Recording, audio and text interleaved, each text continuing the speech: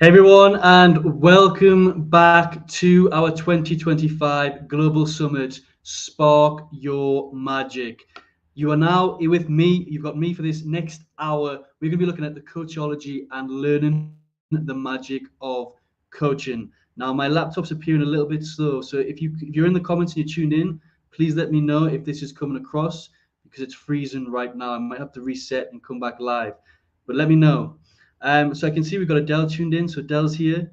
Adele is saying, hello all, looking forward to this session on Coachology and the magic of coaching. Adele, it's wonderful to see you here. Thank you so much for being here. I really appreciate you taking your time.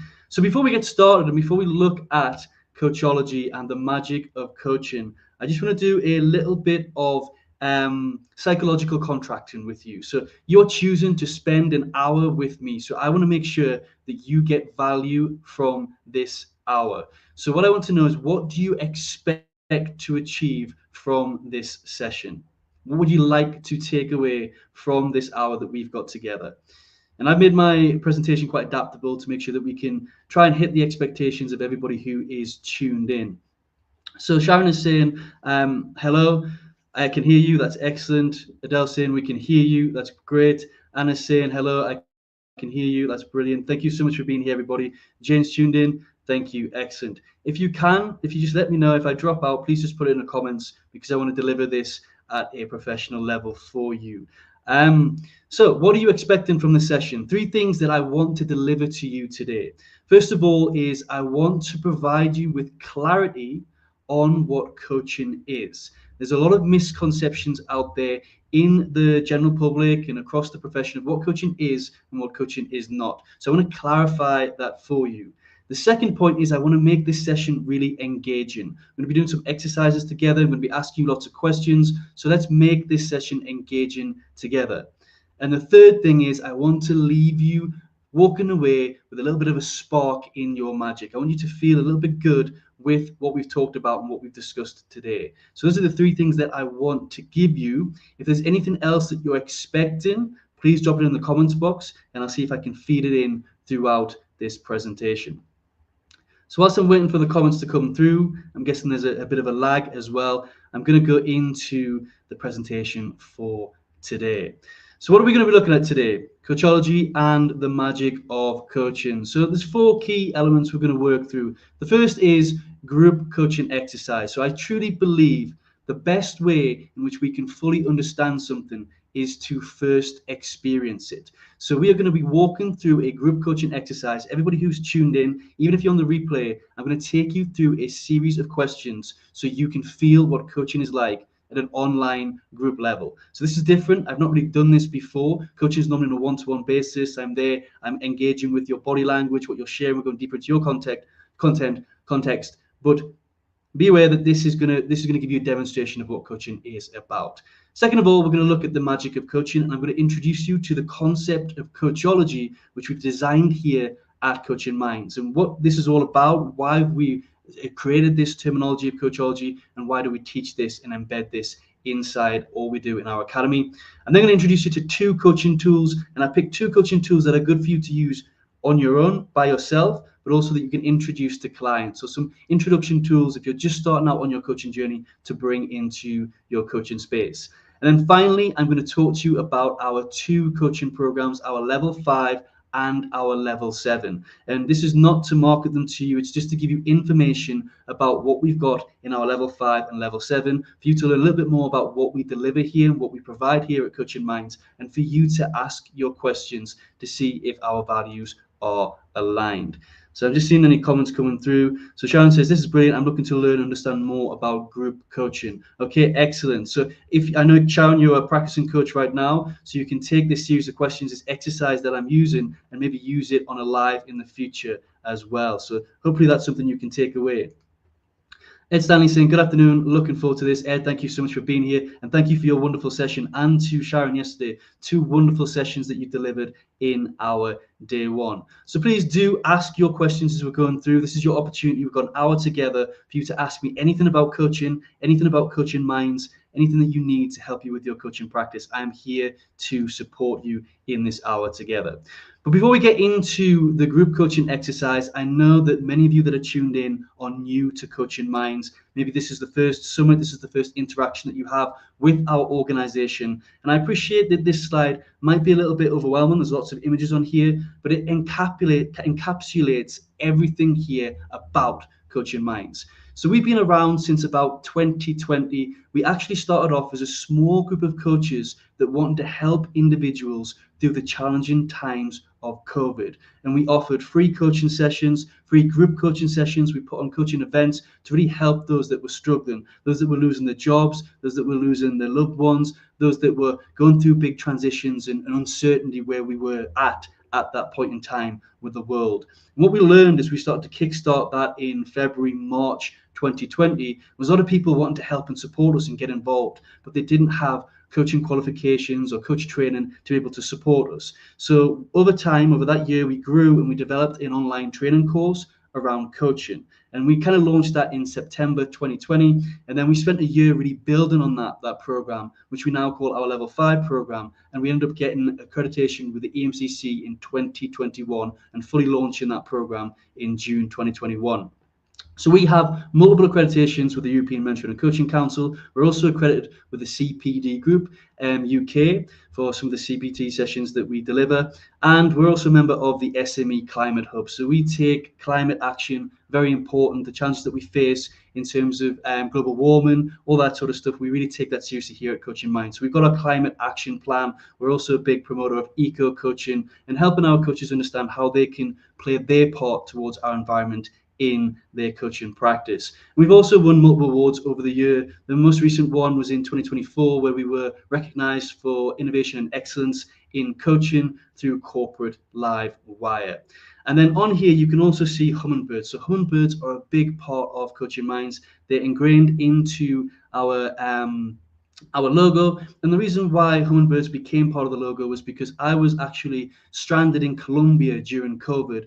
And we built Coaching Minds with me being in Colombia, and we had coaches around the world. We've got Adele, our program director, who's tuned in, who was based in South Africa. And when I was in Colombia, I was just surrounded by hummingbirds. And it was the first time in my life that I'd actually seen hummingbirds. We don't get them in the UK. They're not common. And I was just encapsulated. I was just mesmerized by them. So, being around that magic, we're looking for a logo, an animal we could incorporate, and it just kind of made sense. The other thing you can see on this slide here is our Coachology page and also a little fire symbol. I'm going to talk more about this later on, but this is what we've embedded into our hub and a kind of campaign we're running through Coaching Minds. And our mission is to make coaching affordable and accessible across the globe. And I'm going to talk more about our mission later on, because we did a lot of research into the coaching profession before we got our accreditation, before we started to establish ourselves. And we started to look at how we can make coaching affordable and how we can break down the barriers and entries into our profession. So that's Coaching Minds in a nutshell. We celebrated our 5-year anniversary in June. It was really exciting, and I'm excited to be here today with you to start to talk more about coaching. But less about Coaching Minds, and let's get into a coaching exercise. So what I would love you to do is I would love you to get, if you're comfortable typing things publicly, then feel free to put this in the chat. If you want to grab yourself, open up if you're using your laptop, open up a Word or whatever software you like to use to capture notes, or you can get a notebook. But I'm just going to give you a moment to get your notebook, get somewhere where you can write down some answers as we go through this coaching exercise. So I'm going to have a look here and bring in some comments while you're grabbing your notebook. So Lara's tuned in. She's saying excited for this. Thank you so much for being here, Lara. Really appreciate it. Fiona, it's wonderful to see you. It's wonderful to see the commitment that you've had, Fiona. I've seen you at every single session at our Global Summit, and I really appreciate you being here. Fiona's just saying, I'm just doing a team and group coaching course. So looking forward to seeing something practical. Excellent. No, that's really wonderful. Now, this is going to be quite basic and quite simple. Obviously, team and group coaching is better when you're on Zoom or you're in person and you can engage and it can be a two-way conversation. We've got lots of people tuned in, and I'm trying to coach over 30 people we've got tuned in now at a one-on-one exercise. So bear with me, and it's going to be a little sample of what team and group coaching is. But any questions you do have about team and group coaching, you can feel free to ask them. And it's great that you're learning this on your course. And Sharon is saying, what a lovely story. So we did. We really set out to help people, and we kind of just grown from there, and it's just kind of spiraled. And it's been quite overwhelmed for me, my journey through Coaching Minds as well, because I never want to establish myself and set myself up as a managing director. It's just how the kind of life, God, whatever we believe in, the universe has kind of taken me. So it's been a big journey and a learning journey for me as well. But thank you for that. And Lara's saying it's nice to see how Coaching Minds has been grown through the years, offering great opportunities. Now, thank you, Lara, and thank you for being here and being part of us. So let's start this coaching exercise. Hopefully you've got your books ready. If you feel comfortable sharing it in the chat, please do share it in the chat. But we're going to go through a series of questions. And the first question I've got for you, and I'm going to put these into the chat as well and pop them up on the screen so you can see them, is what's one area of life or work where you would love to see progress right now? I'd like you to write that down. So I'm going to put this in the chat. I'm going to pop it up on the screen. So what's one area of life or work where you'd love to see progress right now? Pop it in the comments box, write in your book, capture it in your notepad or Word, wherever you're capturing this. What's one area of life or work where you'd love to see progress right now?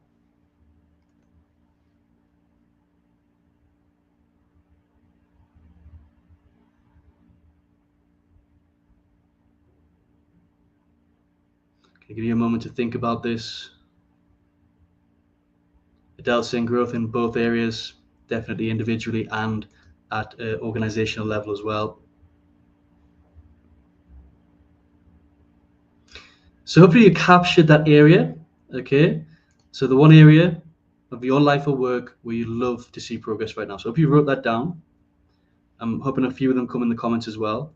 The next question I have is, why does this matter to you? And I'll pop that up on the screen in a second. I see some comments coming through. So think about, why does that matter to you? That's an easy one. Fiona saying, a coaching mindset in my company. That's wonderful, Fiona. I hope you're building on that and you're working on that. That's excellent. Hopefully today's session can help you with that too. Ed saying, setting goals for my physical health. I would love to get back to running after some time out. Wonderful. Thank you for sharing that, Ed. Really great goal. So we've captured the areas, and the second question that I'm asking you is, why does this matter to you? I'll give you a moment to think about that. Get a little bit deeper with that question.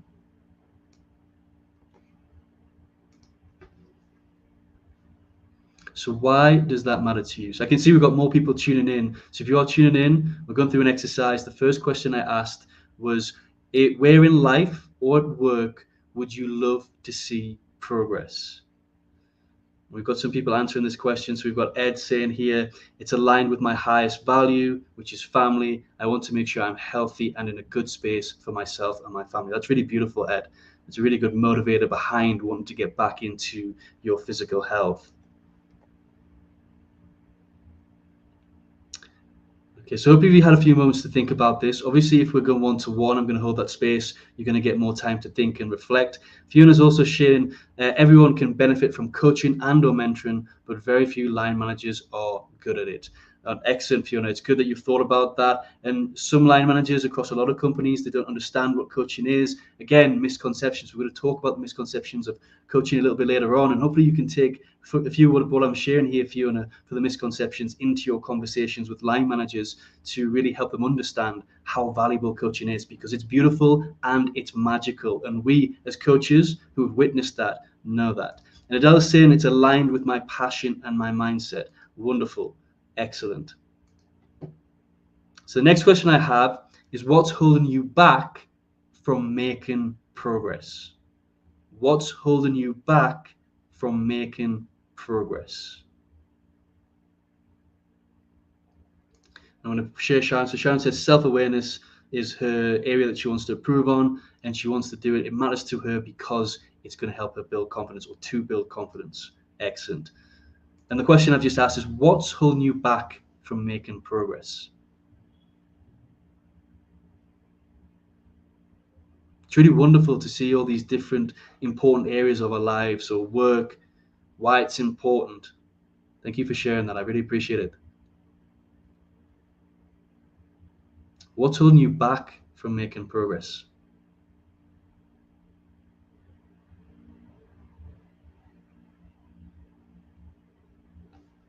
If I think about that, then again, it's a little bit of a deeper question.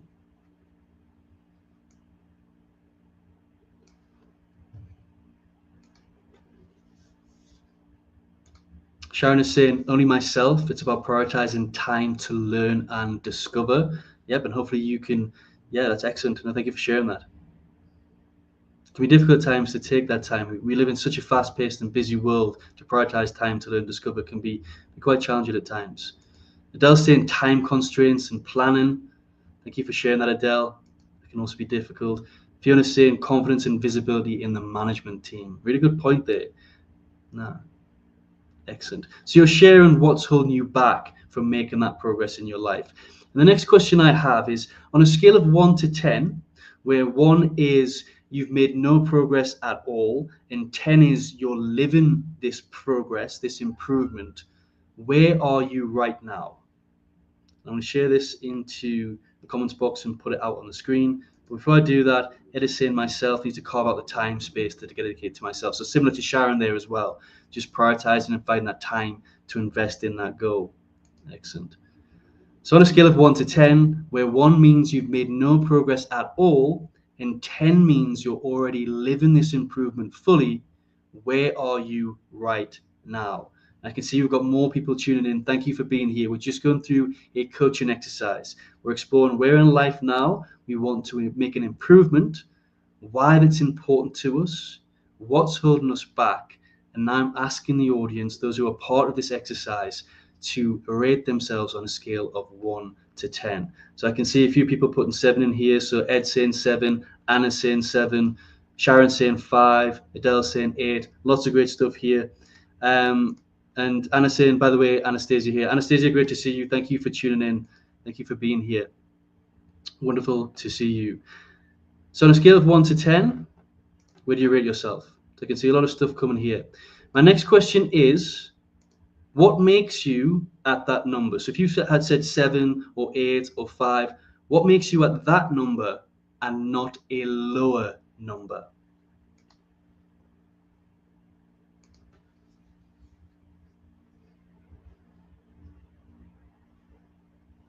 So what makes you at that number and not a lower number? I'll pop that up on the screen.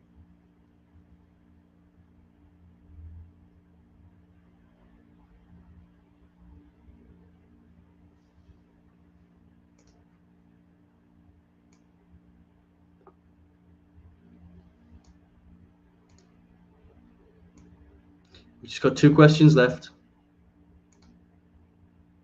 Sharon saying effort, discipline, desire to change, motivation. Excellent. Thank you for sharing that. Ed saying I'm taking action every day. That's great. If they're taking action, that's wonderful.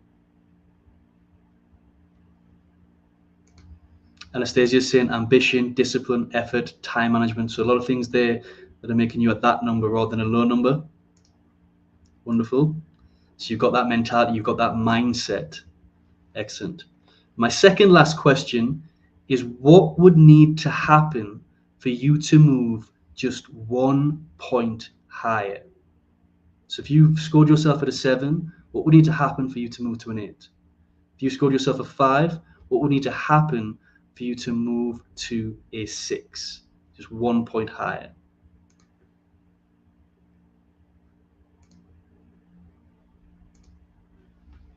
I'll give you a moment to reflect on that.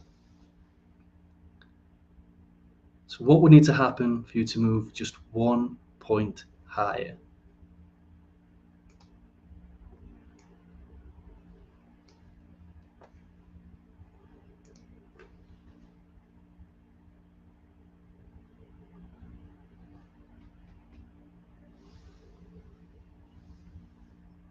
Sharon is saying prioritizing, using this one area of progress. Excellent.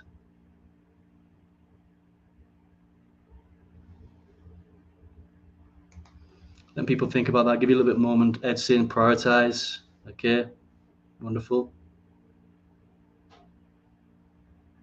And my final question, which I'm going to pop on the screen, is what's one small action you could take in the next 7 days to move you closer to this improvement? I'm going to pop that up on the screen. Adele saying self-discipline. Oh, there's loads of comments coming at the same time there. So all over the place. Self-discipline and distractions in my environment. Excellent. Thank you for sharing that.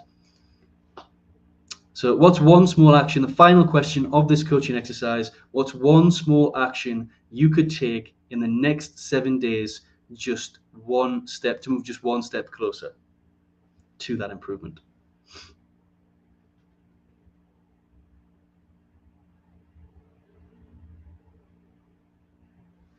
I'm looking forward to seeing the answers to this one.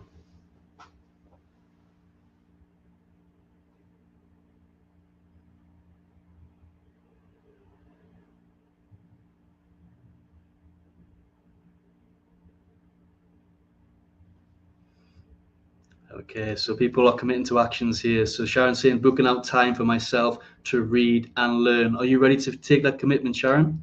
You ready to book out time for yourself and read and learn? Ed's saying create a new habit. I want to go back to waking up at 6 a.m. and going for a run, walk before I start my day, making small progress on this at the moment. Ed, are you willing to take a commitment to that? Fiona saying contact L&D team to ask for teams to coach. Fiona, are you willing to commit to that? These are wonderful actions that we're capturing here. Are you willing to commit to that action? Ed saying 100. Let's do some celebrations for those that are saying that they would. Are ready to take action. Read more and plan better. Adele, are you ready to read more and plan better? Are you ready to take action on that? Let me know in the comments box if you're ready to take action. Let's celebrate this, that people are committing. I love the confetti putting on hammer on Canva. You're going to see me pop that already. Sharon saying yes. Let's give a bit of a celebration to Sharon as well. Excellent.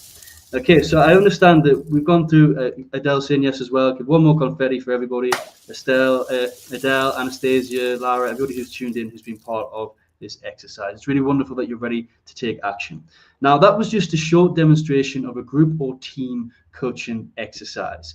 And as you've noticed, I didn't give you any advice. I didn't tell you what you need to do. I just asked a series of questions that challenge different angles of thinking and different perspectives of looking at your situation and how you want to make progress. And this is the crux and the balance of coaching. This is what coaching is all about. So Priya's ready to take action. Jane's ready to take action. I love the confetti button, so I can hit it one more time. But this is what coaching is all about. Coaching is about asking questions and guiding clients to their own answers. If you want to see 100, I love the confetti button, so I'm going to hit it again. Sorry, guys, if you're just tuned in and you're just seeing loads of confetti, we've just gone through a coaching exercise and people are committing to take action, which is wonderful. So I want you to write it down. If you're committed to take action, please write it down. If you're in our hub, I want you to message me when you've completed that action. So please reach out and message me and let me know you've done that so I know that you're making progress to the improvement that you want to see. So we've just done a coaching exercise through a series of questions. Coaching is all about asking questions and guiding individuals to their own answers. I'm going to go into this in more detail when we look at the misconceptions in just a couple of slides time. But before we get there, it's important for us to note that everybody in life, we're always looking for the right answers, but we're not necessarily asking the right questions. And without the right questions, we're never going to find those right answers. It's like being in Rome and trying to navigate ourselves around Rome with a map of Paris. We're not going to get anywhere. We're going to be lost. We're going to be confused. And that's okay. And a coach's role is to help you get that right map and to start to identify where you want to go on that journey. If you want to go see the Vatican, you want to go and see the Colosseum, you want to go and see the Trevi Fountain, the coach will guide you to finding that destination.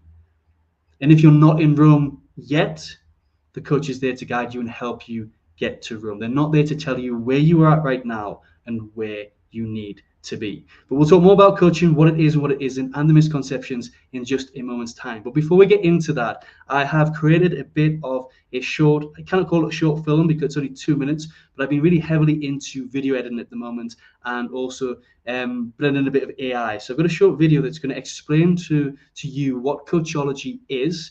I'm no Steven Spielberg. It's not going to get an Oscar. So, but I hope it is going to get the message across of what Coachology is about. And I'm going to talk to you about how we've used this terminology, Coachology, rather than coaching, and the purpose of it. So let's take a look at this short video.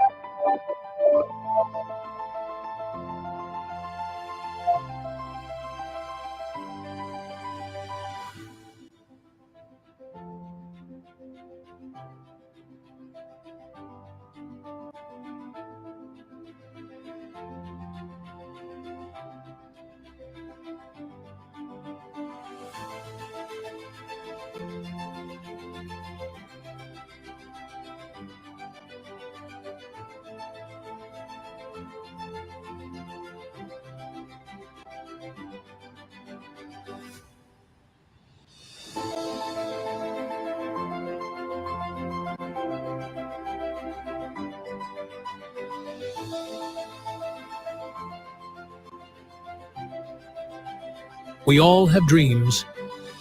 Some whisper quietly within us. Others burn brightly, waiting to be lived. But somewhere along the way, we forget, we doubt, we settle. Coaching is the art of remembering. It's the powerful process of discovery. A conversation that transforms obstacles into stepping stones. It's not advice. It's not telling. It's listening deeply. Asking the questions that unlock your truth. Empowering you to see that the answers were always within. Coachology is more than coaching. It's the interactive experience of giving, receiving, learning, and engaging in the magic of coaching together. It's the ripple effect. When one person grows, a whole community rises. Your dreams are not impossible. They are waiting. And with the right space, the right conversation, the right belief, they become achievable. A world where every dream has a chance and every voice is heard. That is Coachology.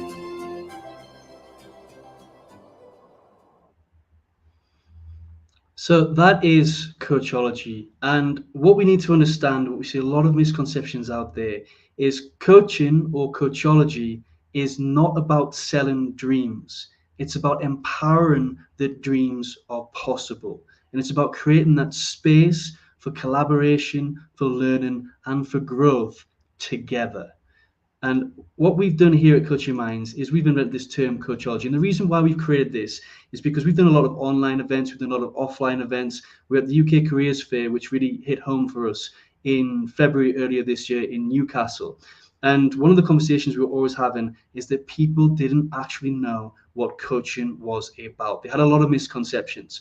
And what was even more worrying for us as a profession, as an industry, is even if they did think that they know what coaching was, it was a negative perspective. There's a lot of negativity hitting our profession right now. I'm not one to shy away from it, but this is not the space to go into it to detail. I'm going to talk about the positive and the light side of Coaching Minds today. You can go and read my newsletter and my rants on all the dark side of the coaching industry in your own time. But let's focus today on the positive and the bright side of what coaching is. So what we've learned is when people hear that word coaching, they think bad, negative aspects of it. So for people who are new to our industry, a lot of people tuned in are coaches. We're going to stick with that terminology of coaching, client, all that sort of stuff. But for those that are new to coaching, we're going out, we're educating the public on what coaching is. We're going to use this term Coachology, which is essentially coaching, but it has a different perspective for people to come into. It's going to prick up ears. People are going to think Coachology, I've never heard of that. I've heard of coaching, but it's this, what's Coachology? And Coachology is going to be the kind of lead in terminology for us here at Coaching Minds to explain the bright side of coaching. And what we've done is not just about teaching and training individuals about what coaching actually is and removing those misconceptions and having that education piece. We've actually also built it into our hub. So one of the things that makes us unique here at Coaching Minds, when you're learning on a level 5 program, level 7, whether you're a free member, just learning from our coaches or connecting with our coaches, AI coaching rooms, there's gamification that we've built in. So a bit of fun, a bit of interaction. As it mentioned on the video, Coachology is the interactive experience of giving, receiving, learning, and engaging in the magic of coaching. So we want to make it feel, we want to build a community at Coaching Minds that acts as a catalyst for our coaches, not just to get their qualifications and accreditations, but also to build their communities that are living and breathing the 5 core values that we believe sit behind true, authentic coaching. And those 5 values are helpfulness, being inspiring, being supportive, making an impact on others, and also collaboration. We really think as a coach, we need to nurture these 5 values to really make a difference to the lives of others. So we built this into our system where you can acknowledge, recognize, and really have a bit of fun with celebrating and collaborating each other within our hub. So you get daily streaks. When you earn your daily streaks, these daily streaks become recognition points, and you can give those recognition points to others. So that's just a slide to explain how we've embedded this in. You get badges. There's lots of fun and elements in how we've built this. But let's take a look at some of the misconceptions of coaching. So I want to know, I'm going to bring it back to the audience here. I'm going to bring in some comments as well. What misconceptions about coaching have you heard? Maybe when you're having conversations and explaining. Fiona, I'm going back to you as well, because you spoke about line managers not understanding coaching, not engaging in coaching. What misconceptions have you heard from the conversations that you've had about coaching? Let me know in the comments box.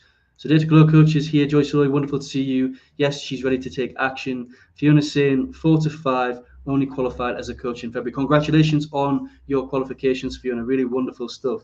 Excellent. Sharon saying, love that term. Thank you, Sharon. Fiona saying, opportunities to expand my in-house coaching. Wonderful. Excellent. So people are sharing stuff. That's really great.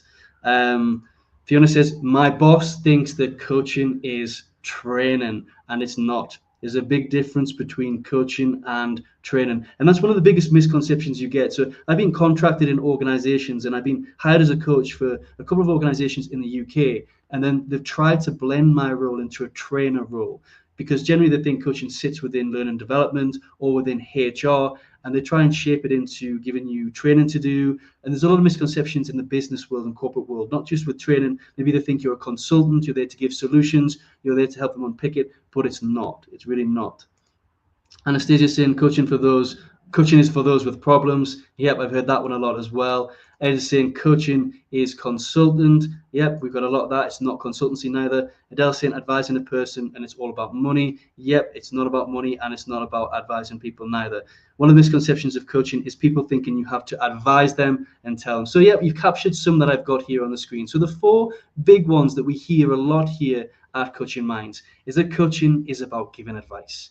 It's not about giving advice. And if you've got a coach that's giving you advice, they're not coaching you. They are not there. They might be supporting you and the advice might be useful, but what essentially they're doing is they're making you dependent, because coaching is not about giving you fish. Coaching is about providing you with a fishing rod. So you can go away and you can fish on your own terms at your own time. You can find the right solution for you. So coaching is not about giving advice. It's not about giving instructions. It's not about telling people what they should do. We see a lot of this on social media. If you're here, if you're struggling there, if this is where you are, you need to do this so you can get this. There's a lot of 6-figure stuff out there. There's a lot of promoting Ferraris and dream lifestyles. And we're not saying that's bad, okay, but that's not the key driver behind coaching, and it shouldn't be the key driver behind coaching. We're all coaches here, or a lot of us are coaches or thinking about becoming coaches here. We need to make money and a living from our coaching practice, and there's nothing wrong with that. But if we're just chasing the money, the quick wins, the 6 figures, the Ferraris, that dream lifestyle, we're missing the whole point and purpose of coaching, which is to serve and provide transformation to others. And I'm a strong believer that money and our earnings and our income is a byproduct of our service. You can have service. If you leave with service, money will come. But if you leave with money, the service isn't going to follow. So it's all about coaching minds. We're all about those that align with us, that are there to serve others and to help others. And like I said, we're not against making money. That's not what we're saying here. Is that shouldn't be the leading driver. The leading driver is to make a difference to the lives of others and help them. The second big misconception we hear is that coaching is like therapy. Now, it depends on the coaching style. Sometimes coaching might feel a little bit therapeutic, but there is a big difference between coaching and therapy.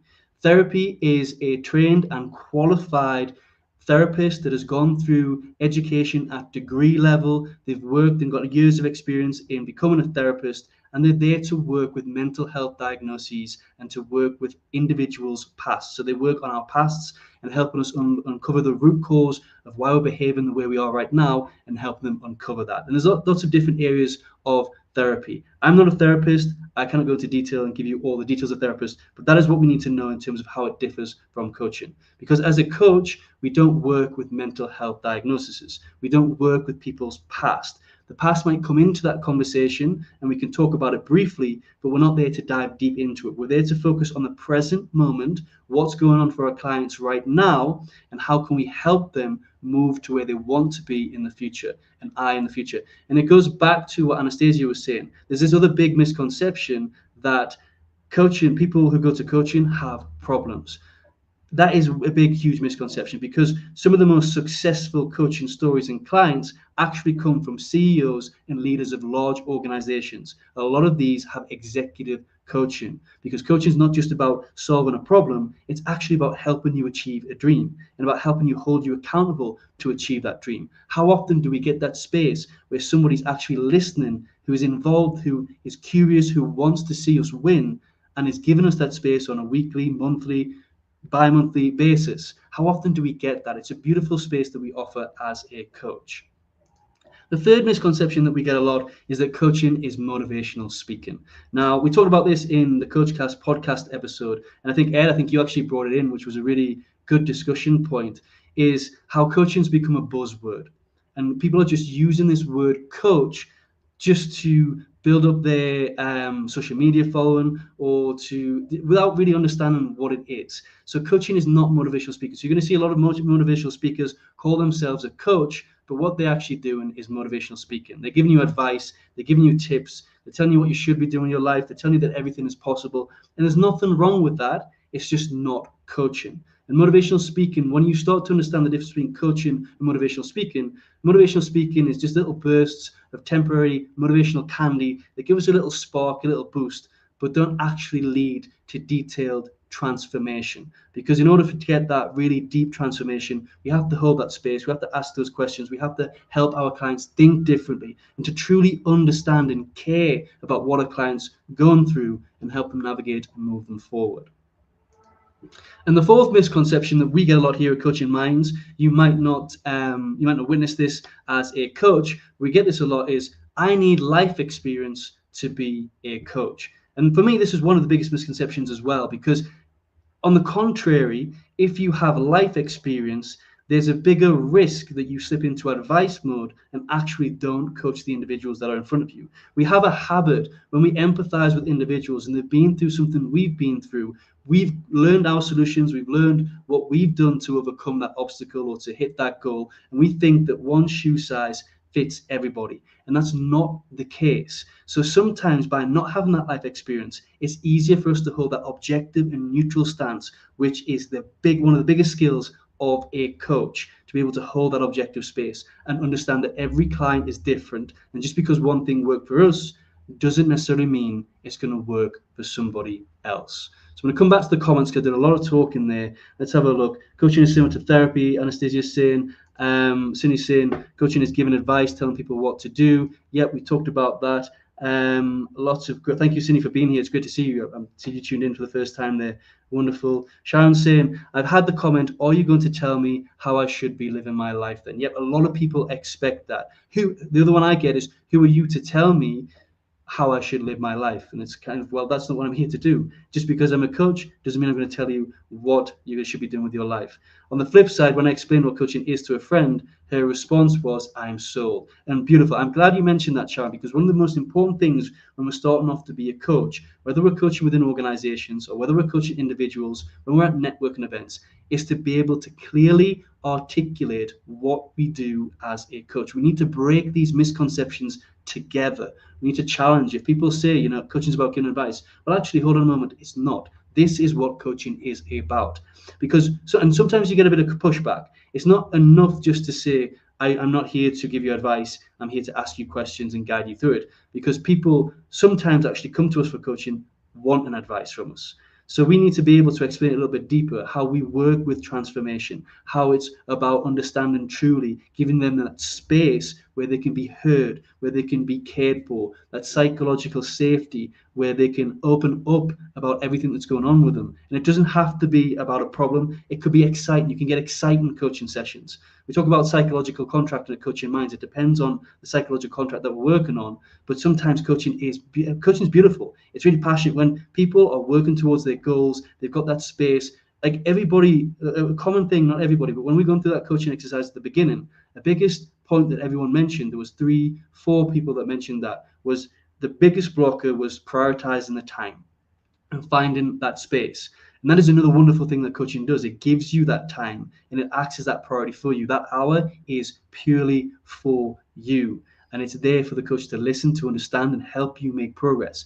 And there's no harm in those sessions actually working on progress towards your goals with the coach through various tools and exercises. It doesn't always have to be a talk. So coaching is beautiful, coaching is magical, and it's really there to help transform others. So if you understand, when I was doing my coaching apprenticeship and started coaching practice, I was thinking I was out of my depth, but it only took a few sessions until I started to realize I didn't need to have all the answers. Exactly, because coaching is not about having the answers. And it's really wonderful that you understood that quite early on in your journey, because coaching isn't about giving the answers, and we don't need to put the pressure on. And there's a journey we go on.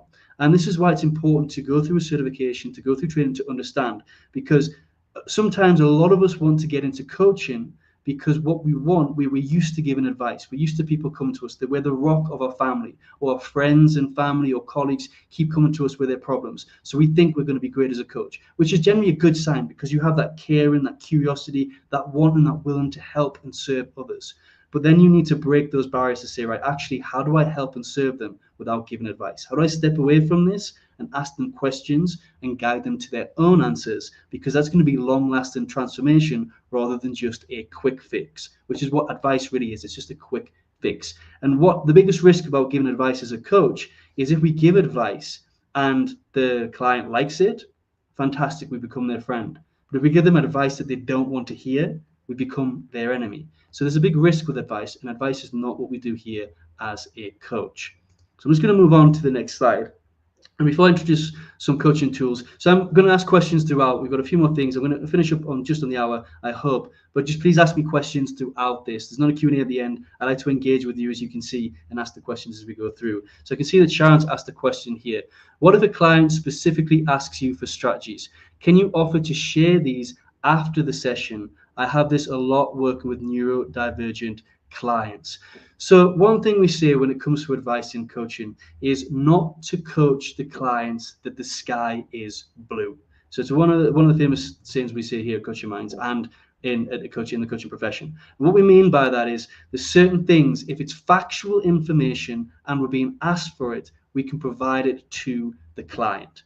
Okay, so for example, using that analogy of the coaching the sky is blue, we're not going to sit there and say, well, what color do you think the sky is? How might you find the result to it? We're going to frustrate the client if we ask them questions. We can tell the client that the sky is blue. So to answer your question there, Sharon, using that analogy, it depends on what they're asking for and whether it's becoming more advice or we're just giving them tools that they can take away and work with later. So, and you can say things like, these work with various clients in the past have worked for me. They might not work for you, but I can send you to them after the session. Not a problem at all. Okay, that's very different because they're asking you for it. Now, if we were to take the lead and lead that session and we say to them, do you know what, there's these 5 strategies, it's absolutely fantastic for what you're going through, I'm going to send them to you after the session. That's a very different approach because we're inserting that and we're leading that session. So there's no harm in giving resources and tools, books and whatever after the session if they ask for it. So the client's got to lead it. Remember, all coaching sessions need to be client-led. Really good question though. But I'm going to go on to some tools because I want you to walk away with something to actually practically use today. And if you're on Coaching Minds, you know these tools. This will be a little bit of recap, a little bit of refresher for you. And I've not gone for the typical Grow. I was thinking about bringing it in, but everybody brings Grow as the first tool to introduce people to coaching. And I think Grow is great. It's the bread and butter. It's the foundation of our coaching, and we learn that on all our programs as an introduction to coaching. But I want to give you something that's quite simple to use for yourself and that you can take away that I've found quite powerful with clients. And the first one I want to mention is that which was created by Stephen Covey, which is a circle of concern and influence. So put it in the comments box if you've used this tool. I know at Coaching Minds you've learned this tool, but please put it in the comments box if you've used this tool with a coach, a client, or with yourself. So put that in the comments box, and while you're doing that, I'm going to explain what it is for those who are new to this tool. So basically, this is a great, what I call a back pocket tool. So I use the phrase back pocket tool. If it's something I keep in my back pocket, conversations getting a bit lost, a bit confused, I can pull this out to help them move the conversation forward if it feels a little bit stuck. And essentially what this is all about is looking at one circle, which is known as the circle of concern, which is looking at what is outside of our control. So the client's sharing with us lots of information, lots of stuff that they're sharing. They've got a situation that they cannot solve or a problem that they cannot solve. Okay, let's take a look. From everything you shared, what is outside of your control? And we can split this into a column. It doesn't have to be circles. We can split this into a column, a page into 2, and we can write down everything the client's sharing with us. Or if we're working online, they can type it and share it with us as well. But we capture everything that's outside of their control.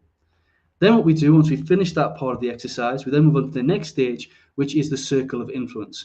Okay, so from everything you've shared with me today, what is within your control? What can you control around this? And again, we capture this in the right hand side column or the circle, how we want to design this, but we're capturing what they control. And then we step back and we reflect. We ask a few questions for the client to reflect. How do you feel about this? Maybe one column's larger than the other. We don't know. There's no context here. And then we ask, where are you spending most of your energy right now? Are you spending your energy on what you can't control, or are you spending your energy on what you can control? And depending on the answer, it's going to depend on the next question. But let's say I'm focusing a lot on what I can't control. Okay, next question in the coaching process using this coaching tool. How can we make that shift so you can start to focus more on what you can control?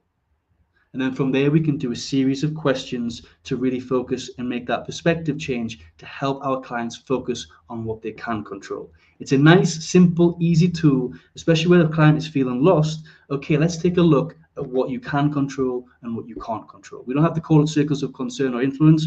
We can call it what we like. We can make adaptations to it, but essentially it's a great tool to pull out. And I'm interested to see who's actually used this. Priya's saying most people want us to give them the answer rather than doing the work and reflecting and figuring what works for them. 100% they want the answer. We live in a world where people want quick fixes. There's instant gratification. People just want things now, and people don't learn that great things take work. But the longer it takes to work, the more we appreciate it as well. And Jen is saying, yes, I love this tool. It's a brilliant tool. So I'm glad you've used it. Ed's saying, I've used this tool regularly to understand our energy and focus. I'm a firm believer that what was within our control, what is within our control, I get my words, Ed, is our perspective, decisions, and actions. It really is. Love this tool already. Excellent. So this is a popular tool. It's a really great tool to pull out. I prefer this to the Grow model. The Grow model is just something we need to digest and live and breathe as a coach. But this is really fantastic. And if you haven't used it, please do it. It's really good to help. I've used this tool, love it. So lots of people have used the tool. It's really wonderful. It's good. So you're not learning anything new, but we're recapping on some good tools. And the second tool I want to introduce you to, if you've got any questions, put them in the comments box, is the value pyramid or value assessment. You can make variations of this as well. And this is a brilliant tool as an introductory tool if your client is feeling lost as well.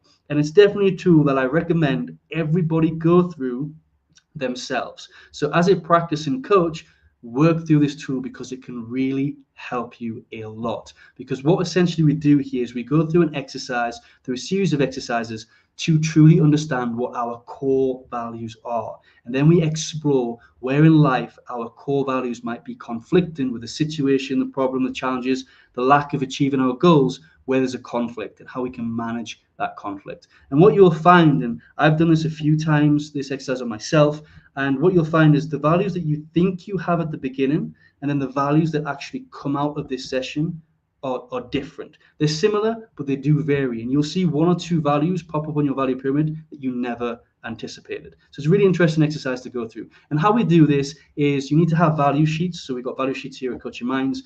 And you can produce a value sheet. Ask ChatGPT these days to produce a value sheet for you, a list of values. And you want to ask your client to select 10 values from that sheet and give them the space to take the time to select those values. And then what we want to do as a coach is when they've circled them, highlighted them, however we're collecting them, we need to put them in a list. And then we need to put these values through what's known as a value assessment. So like you see on the screen, I've got love, kindness, faith, humor, adventure. And then what we do is we assess each value against the other. So the first question I ask here, so let's say these are your values.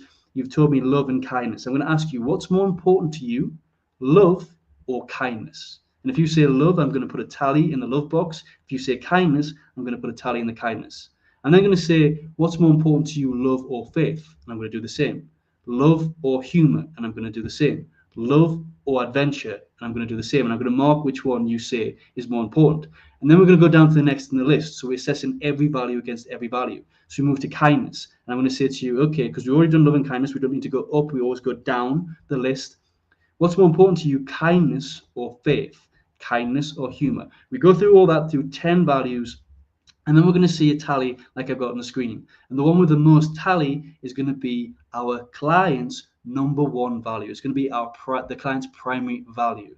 And then down you look at adventure there. So it's going to be love in this instance. Adventure is going to sit there on the second because it's got 10, and you're going to have kindness and faith both sitting on the tertiary at the bottom. So we have one at the top, 2 values at the center, and 3 on the bottom. And this gives us an idea of what our core values are. And we start by looking at that primary, and we ask the client to reflect, is there anything interesting about this exercise? Any values that you thought were on the pyramid that you didn't? Anything that you thought might have been on there that isn't? And we go deeper into that. Okay, now looking at these values, are you living these values in all areas of your life? From what you shared with me in this coaching session, is there a conflict on what you're doing right now and the values that you hold true to yourself? We can really go deeper, but understanding our values is a really great tool. And I'll come back. If you've used this, let me know. I'm sure you've used it on yourself.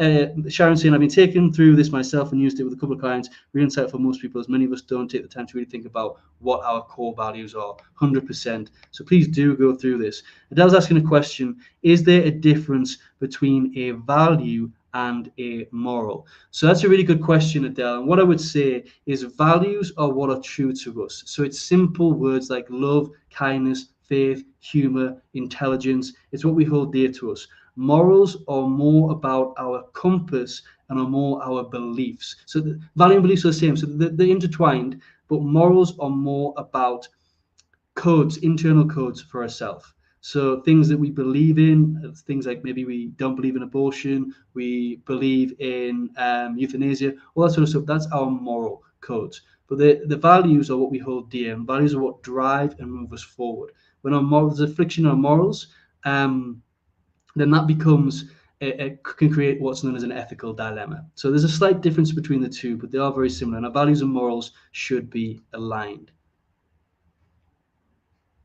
Okay, so those are the 2 coaching tools. You can take them away. You can think about this. If you are in our Coaching Minds hub, and if you're not, you can join for free. There's a free membership there. You can get access to the pyramid for free. You don't need access for to the circles of concern or influence because you can just draw them yourself. It's not an issue. But the value pyramid, we've got a list of 2 pages of values plus the assessment and the pyramid itself. And you can get access for that for free on the replay of this video in our hub. So you can join us and explore that.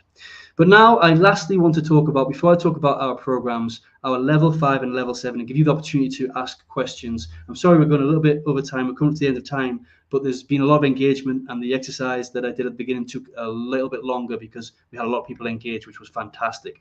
But I also want to talk to you what's very important. We're understanding what coaching is, we're understanding coachology and the misconceptions of coaching. We need to understand the difference between certification and accreditation.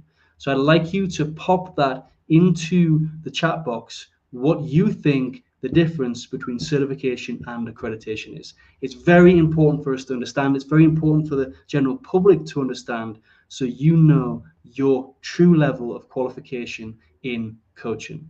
So pop your answers in the comments box, and I'm going to start to explain it, why the comments are coming through. So I have a bit of an analogy that I like to use a lot, and I like to say that there's a lot of rainbow badges or rainbow certificates in our coaching profession. And what I mean by this is, you think back, if you're based in the UK, I'm sure you know what this rainbow Frosty the Tiger certificate is all about. Basically, you get it for 5 meters, or you get it when you just jump in to the swimming pool. You've dipped your feet in the pool, you're there, but you've not really learned how to swim properly. You can't go and compete in the Olympics. You can't go and do open water swims, okay? But it's a certificate. So with that certificate, we can say I'm a certified swimmer. But what it really means is I'm certified to 5 meters, I can swim across a pool.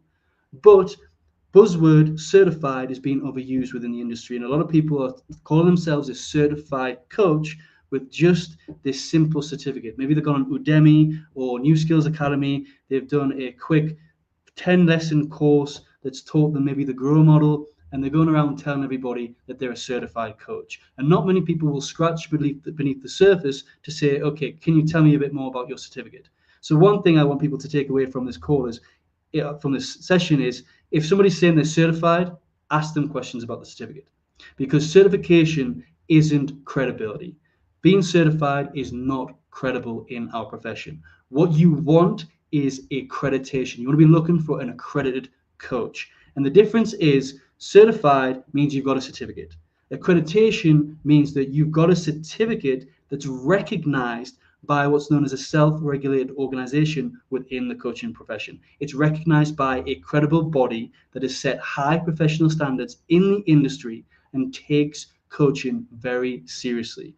So with our Coaching Minds, we've got accreditation with the European Mentoring and Coaching Council for our certification, to go through our certification program, which then qualifies you for accreditation and certificate with the European Mentoring and Coaching Council. In order for us to get this certificate, we had to go through extensive quality assurance. Our program has been assessed and tested by the European Mentoring and Coaching Council. They've studied my videos and how I present. They've looked at our learning models. They've looked at how we structure. They've looked at how we assess our supervisors. We've gone through extensive training.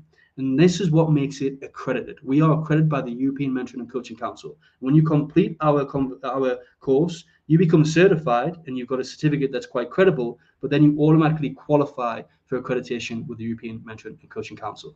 So certification just means you've got a certificate. Accreditation means that certificate is recognized by a credible body.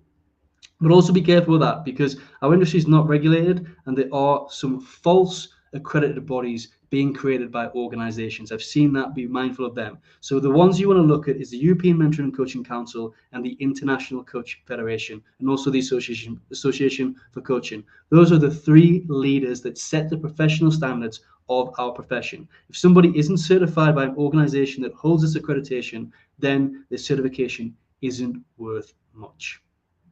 Okay, and there are other national bodies as well, but I'm talking internationally recognized here. Okay, so I'm going to look here. I'm sorry, we're going to go over time. Please feel free to drop it. I've structured this so I can split this up into multiple sessions on replays anyway. But Sharon's saying certification can be hugely varied. Accreditation meets high standards. Beautifully summed up. Thank you for that, Sharon.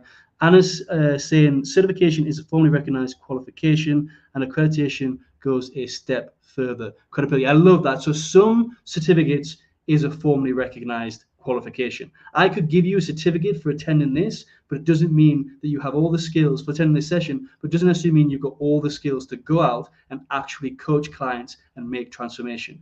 Do people understand the ethical dilemmas that they face? Do they understand their legal obligations? Do they understand how to deal with mental health diagnoses within that space? Do they know how to tailor their practice for neurodivergent clients?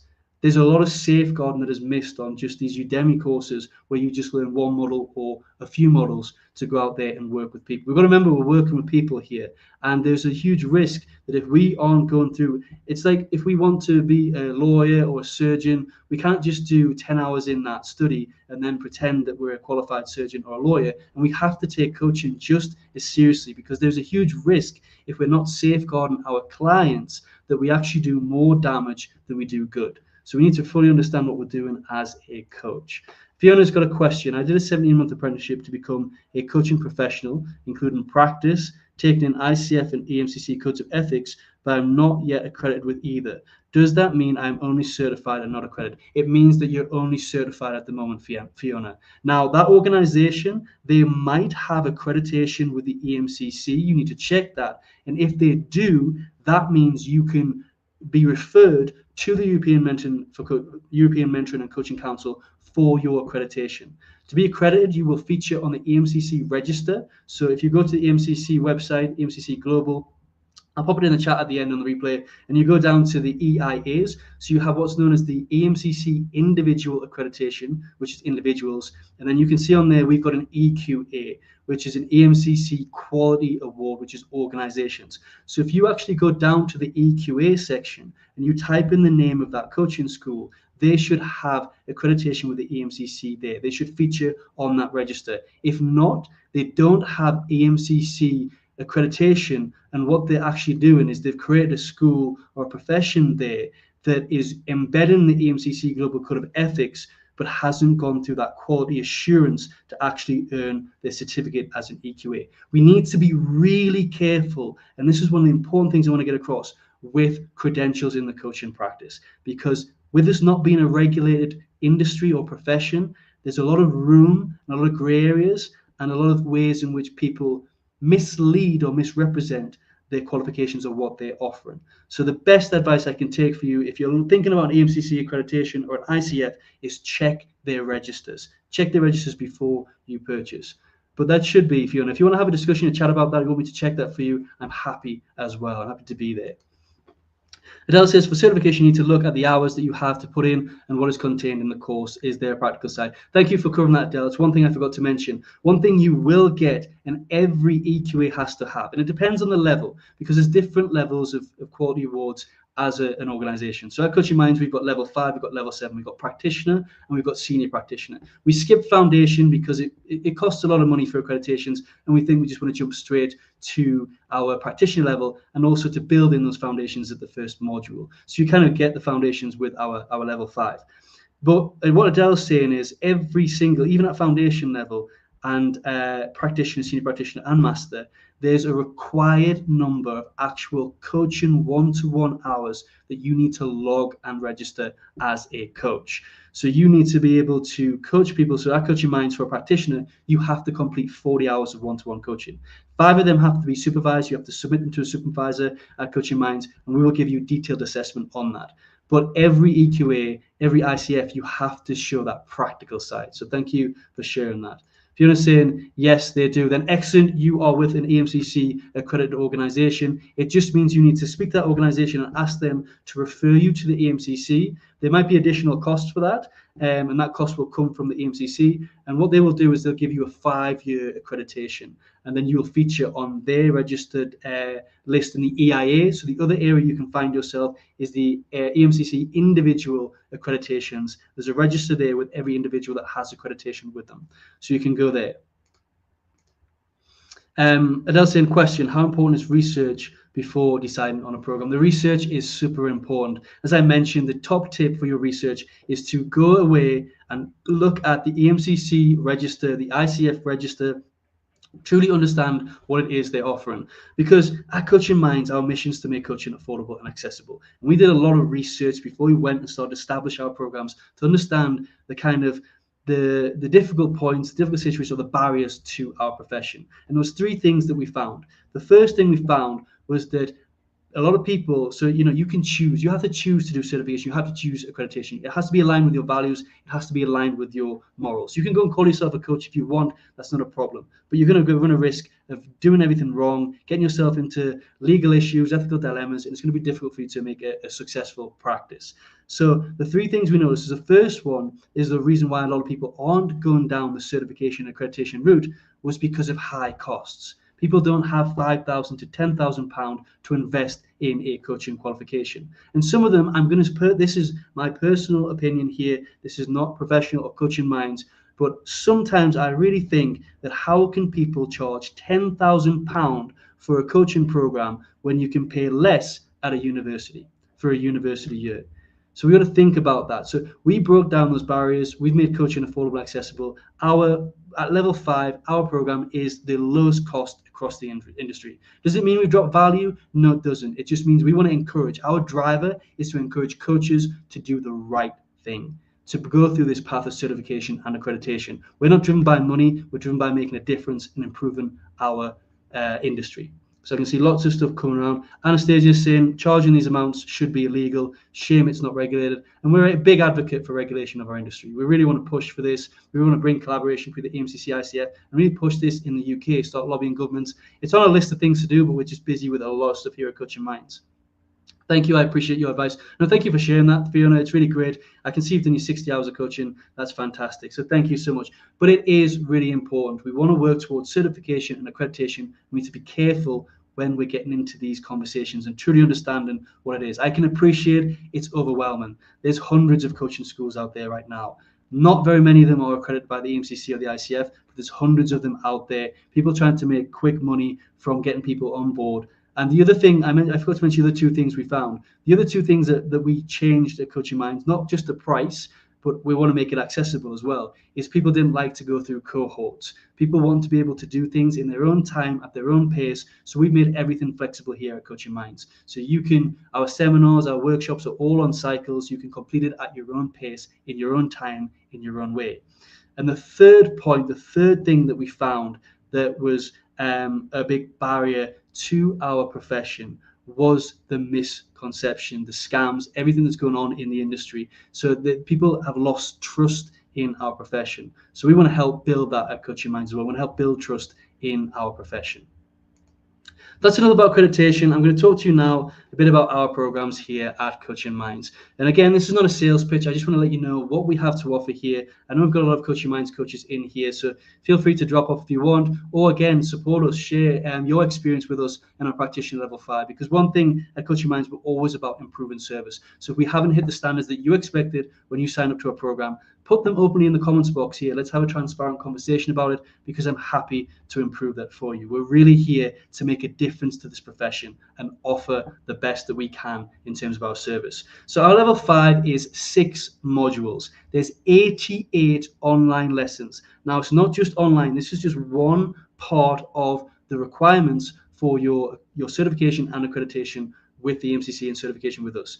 Okay, so it's 88 online lessons. There's 6 modules. There's Coaching Essentials, which builds the foundations. There's Coaching Ethics, which is everything I just talked about in terms of understanding your legal obligations, how to manage ethical dilemmas, how to act with integrity, how to look at to respect and encourage equality and diversity. There's a lot of principles that we built into this. And you have to sit an ethics exam here at Coaching Minds as part of the requirements. We then go into Module 3, Cognitive Coaching, which is about bringing psychological models into your coaching practice. Coaching Presence, all about being present, using ourselves as an instrument. Module 5, Coaching Development. We explore different ways in which you can help individuals develop, from relationships to communication to goal setting to establishing visions to habits. All that sort of stuff sits in there. And then Module 6 is Mental Health First Aid. How do we stay within our competencies as a coach, and how do we support and guide people who might have a mental health diagnosis or might be in a bit of a crisis mode. So we cover all that as well. It's 165 hours. So there's 88 lessons. This is just a small portion of it. And there's a lot of other things that you have to do behind that. Every lesson has a video. It has a Pearls of Wisdom sheet, which is key points and a reflective exercise. And there's a quiz before we proceed to the next one. But as I mentioned, and this is all transformational coaching, it's for those who want to build their businesses, who want to start to learn about coaching and bring it into their day-to-day role within the organization. But it's not organizational coaching. There's a next gap, which is a level 7 that you have to jump to learn about organizational coaching. But it's not just online study. We offer online seminars and practical workshops. They're on a loop. It's about group supervision. So we have group supervision every month. We've got a supportive community, and I love, honestly, the most beautiful thing that I've observed about Coaching Minds and what we built here is the coaches that we've got on board, the values that are aligned, the connections that are being made, and the collaboration from all our coaches. It's absolutely fantastic to see. We've also got a coaching library of over 100 tools you can access. And as part of this program, you can also build, and we build it for you and with you, what's known as an AI coaching room. So this is your own online platform inside of our platform that you can have separate or you can have it integrated with, that allows you to build online courses. It allows you to bring online communities. You build in all the gamification and Coachology piece that I mentioned earlier on into that space. So that's what we have here at our practitioner level 5 transformational coaching level. And this is £32 a month membership. There's a minimum of 12 months for your certification, but it's not a contract. So if you change your mind in 3 months, 4 months, you can just cancel and leave. You're not obliged to stay with us for 12 months. But you do have to stay with us for 12 months if you want certification and then to be referred to the European Mentoring and Coaching Council. So that's our practitioner level 5. It's really deep, really detailed, and it's all about transformational coaching. If you scan the QR code or take a screenshot and scan it later on, that will give you our full program overview, so you learn all the requirements and everything that's detailed in practitioner level 5. Now, I know some of you are tuned in to learn about our senior practitioner level 7. Now, I'm going to come back to the comments before I share this. I appreciate I'm over time, but I'm not too worried because I'm going to cut this into 3 videos for the replay. And Anna said, I complete level 5 in coaching and mentoring with ILM, Institute of Leadership and Management. ILM is a good one for the UK. Really, really, really important. That is official accreditation. It's not EMCC, it's not ICF, but ILM is a really great one. Therefore, I understand that I'm not accredited by a coaching or mentoring body. Yep, it's great, but you're accredited by the ILM. ILM is widely recognized in the UK. It might be national as well. Sharon saying, as a current level 5 student with Coaching Minds, I can vouch for how thorough and how interesting the course is. I'm loving it and such a supportive community. Thank you, Sharon. Thank you for sharing that. I really appreciate you sharing that with us. And then Data Flow Coach is, this has been clearly and very insightful to truly understand the difference between certification and accreditation. Very important for us to understand that, Data Flow Coach. And Sharon, I just want to say it's been wonderful to have you on board. Your session yesterday was fantastic. Your coaching and the way you're adapting is wonderful as well. So I know many of you are tuned in to learn about our senior practitioner level 7. Now, our level 7 it's that next level from level 5, but there's a big jump between level 5 and level 7. So in order to do this, and it's all focused about organizational coaching within organizations, which is very, very different from transformational coaching. Transformational coaching is based on a one-to-one with clients. Organizational coaching is where the organization becomes our client. And then within that organization, there's multiple different stakeholders. So we have what we call coachees, which are what we know as clients in transformational coaching. That's the individuals receiving coaching. We have sponsors, which are line managers or HR representatives. And then we also have the organization itself. We are not just coaching individuals on a one-to-one basis on what they want. We actually, as an organizational coach, we are working within complex systems that sit within an organization. And every conversation we have, every coaching conversation we have, we need to think about the broader impact that it's going to have on the organization as a whole. So it's not just about coaching individuals in companies and helping them with whatever problem they're going through. And again, there's misconceptions within organizational coaching as well, because I've worked in organizations where they want to give coaching to those that are really struggling and to help them develop.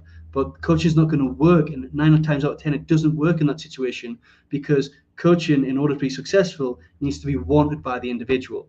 So sometimes it can help, but generally it doesn't. So coaching with organizations isn't just about helping those that are in need. It's about actually spotting and identifying your star players within the organization and building upon that. It's thinking about progression, succession plans. It's about working with individuals, aligning teams. There's so much to organizational coaching, and thinking about everything that we're doing in terms of those individual goals, how they're linked to a broader business outcome, to KPIs. We've got to not just work with coachees, but we've also got to be able to present how and measure and evaluate the progress of our coaching. So what are we setting out to achieve? We have to sit in front of the senior leaders and say, right, this is what we're setting out to achieve. And then 6 months later, have we achieved it? What's the measurements? What's the progress? We've got to learn about all of this when working with an organization, because essentially what we're working for long term is not individual transformation, but organizational transformation. So this is a whole different level. So in order to take our senior practitioner level 7, you have to have completed a certification already in coaching that is credible. So by the MCC, ICF, ILM, we'd also accept that as well. Or you're at a senior or management level, ready to step in, and you have that business acumen to truly understand how business works. But you need to have an understanding of coaching. We don't go into the foundations of coaching in here. We automatically start with organizational coaching on the basis that you know about transformational coaching and coaching ethics and principles within that individuals. So you can progress from our level 5 to our level 7, no problem. But in this, there's 16 modules, it's 180 hours, it's a lot more extensive. It's not just about a pearls of wisdom sheet and a quiz, there's actually short tests after each video, and there's research summaries as well. You've got to do a lot of research on this. There's 3 essays you have to complete, quite lengthy. There's more exams, there's group work that you have to do. There is so much to this. It's quite a lengthy program. If you are really committed and you are working towards it, the 75 practical sessions that you need to complete, 40 on a level 5, and this needs to be within coachees, within organizations. So there's a lot to work through here, and you have to do a lot of research, a lot of work. So module 1 is organizational coaching. We then move on to ethics. There's a 2-part ethics exam in this, which is a lot more detailed, thinking about ethical dilemmas that you will face in an organization. So think about things like where you might have to breach confidentiality or question your breaching confidentiality, where an individual, a coachee, has revealed some kind of misconduct. Have you got the power? Can you share that with a line manager or HR representative, or do you have to keep it strictly confidential? Where do those lines of confidentiality sit within an organization? How do we make sure that we don't get pulled into company politics and we're not getting biased and pulled towards senior leaders because of the pull and power that they have, and not thinking about the individuals? So there's a lot of ethical dilemmas within this that we go through in module 2. We then talk about key coaching principles that we learn from level 5, but actually which are core in organizational coaching. We learn more about positive psychology, using positive psychology in an organizational setting, interpersonal dynamics, group dynamics, success factors in business and in coaching, and how we tie the success factors of a business to our coaching objectives. We also talk about how we need to map the organizational landscape. How do we understand the key stakeholders that are going to be directly involved in our coaching project and who are going to be indirectly involved, and what's going to be the impact? How do we do a bit of an impact assessment against that as well? We're also going to talk about different leadership theories so we can understand the different types of leaders we're going to work with in organizations. We also have a module in module 11 there, we talk about abrasive leaders, how to manage abrasive leaders. There's more models and tools, mindfulness, how to bring mindfulness into this, how to understand heuristics and corporate biases, cultural and structural goals, how do we actually understand the culture, and then also personality, emotional intelligence, philosophy and ontology. There's a lot. So it's a big gap, lots of learning in our level 7 program. And this is your opportunity to ask questions about anything about our level 7. But it's similar setting. You've got online seminars. They're going to be on a cycle. There's 4 seminars, not 16. So each 4 modules is put into one seminar. You do have to do prep work for these seminars. There's quite a bit of prep work, so you have to schedule about 45 minutes to an hour. You need to complete this and bring it to the session. We don't have that in our level 5. Group supervision is very different. It's going to be very focused on ethical dilemmas, organizational structures, company politics, but it's going to be there every month. You're going to have a supportive community again. You're going to have practitioner toolbox, again, with over 100 tools. These all tailored within organizational coaching, or at least the majority of them tailored within organizational coaching, and also how we can use them on a transformational basis as well. And for companies, so one of the things we're offering as part of our senior practitioner level 7 is we will do cohorts with companies. So if you have a series of managers within your company that you want to get accredited to senior practitioner level 7, we can have that conversation, and we will build you a private platform so you're not mixing with the rest of our level 5, level 7. You'll have your own private platform which will have everything in order to study and learn the coaching and go through our level 7 program that covers everything that I've just stated right there.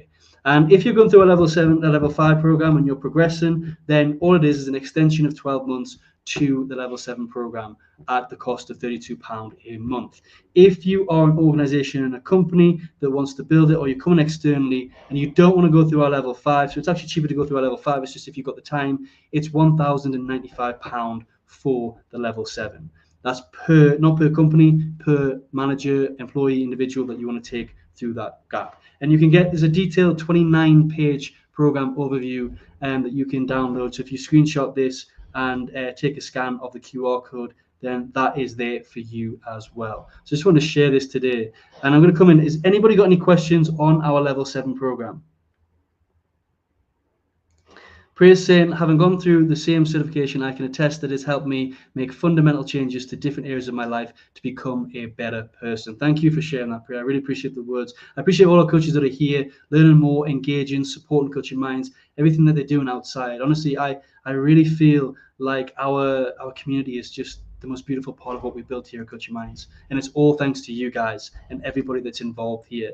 Sharon's saying, wow, not a lot else to say apart from you must be very proud of all you've achieved at Coaching Minds. Well done, and thank you for all you contribute. Now, thank you, Sharon. Honestly, without our members, it's our members that deliver and help us achieve what we're setting to achieve. We listen to you guys. We improve because of the feedback that you give, and we're always open to feedback. If you see something you don't like, just tell us. We can fix it. For example, I know that our program journal has been a bit of a pain in the ass for many people using the editable PDF. So we've actually designed evidence logs now that we're going to be posting in the next couple of days to help you log your hours with a little bit of a simple formula built in. So every time you input it, it's going to show you total number of hours. So we're always thinking about little ways in which we can go the extra mile to support you. But we rely on you to share this with us. So we've achieved a lot, but it wouldn't be with everybody here that we've got at Coaching Minds. Honestly, the credit goes to all of you. So thank you for choosing us. Thank you for being here. And thank you for continuing to support us. And thank you for doing the right thing. That's why I love our values are aligned. You're wanting to do certification, you want to do accreditation, and you're driven by service, not by six figures. Priya saying, as a coach, I wanted to that I was able to guide my clients to take the actions they needed to reach their goals. Wonderful, Priya. It's wonderful that you're loving coaching, you've grown as a person. It's fantastic to hear. Thank you. So that is me in a nutshell. If you do want to test and experience what we've got, we've also got a 30-day free pass into our level 5. So you can test our community without commitment. You can cancel it at any time. You can scan that QR code to join us. Test it out, the training.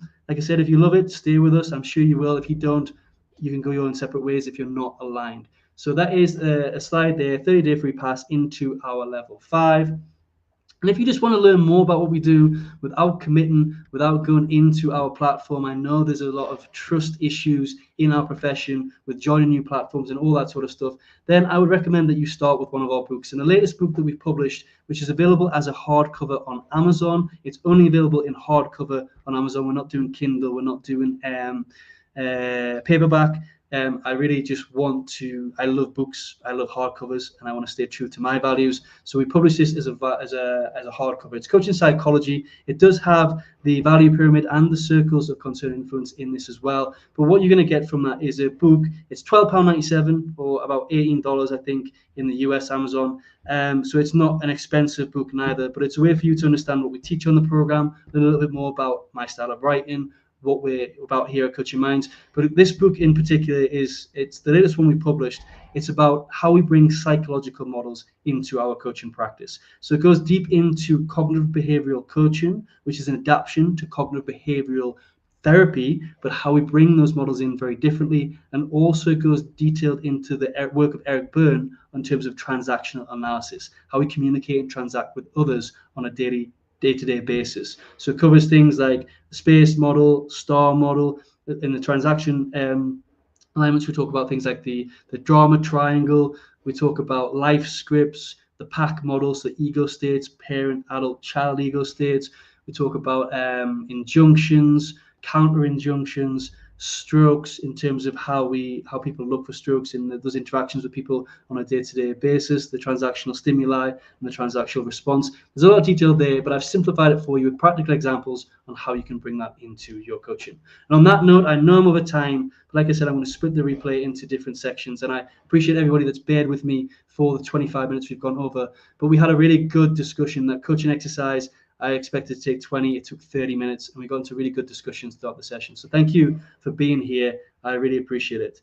Anna's saying, I'm currently working as a coach and mentor in the NHS and I'll be thinking signing up for level 7. Wonderful, Anna. If you want to have a talk and a chat about it, please do scan the program overview. We are launching this, so we actually this is fresh off the press. We're launching that on the 29th of September. Is going to be the open doors for that.